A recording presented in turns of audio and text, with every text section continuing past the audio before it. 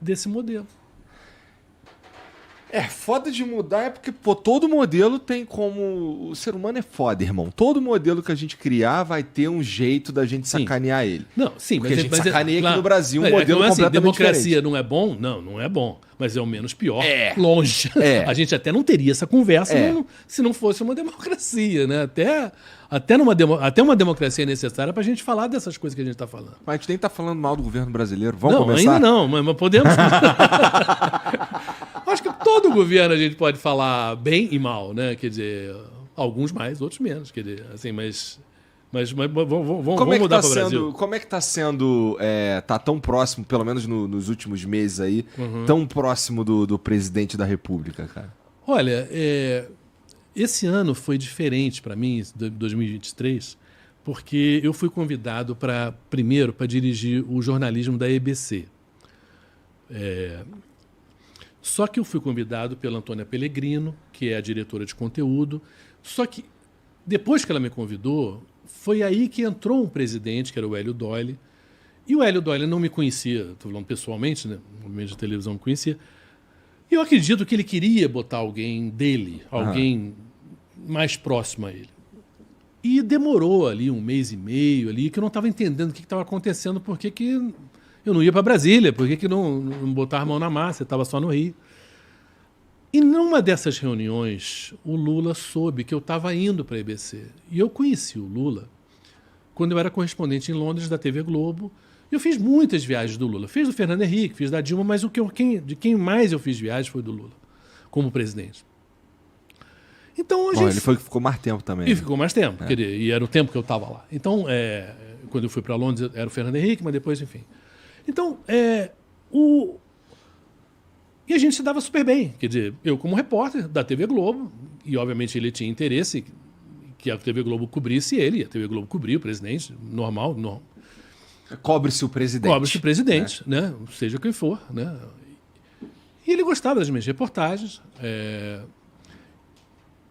E foi isso. Eu não tinha nenhuma relação com o PT, com pessoas do PT.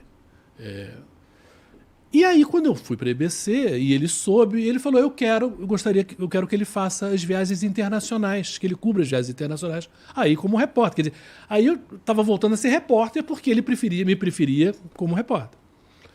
E claro que tinha um lado que era um privilégio, né? Era muito importante essas viagens internacionais do Lula no Brasil, porque o Brasil estava muito queimado lá fora, por conta do Bolsonaro, da Amazônia, dessas coisas todas.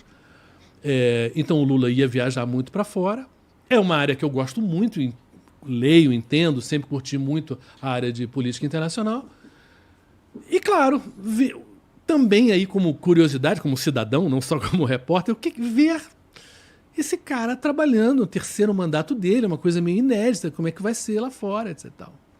Isso foi... Aí a primeira viagem que eu fiz dele foi a da China. Isso para qualquer presidente? Olha, fazer viagens internacionais? Olha... Por exemplo, se você é convidado num governo de direita, e eu não estou nem falando de Bolsonaro. Sim. Para ocupar esse cargo na EBC, por exemplo. Sim. E depois acontece um convite como esse, que você acabou aceitando do Lula e tal. Sim. Se eu faria?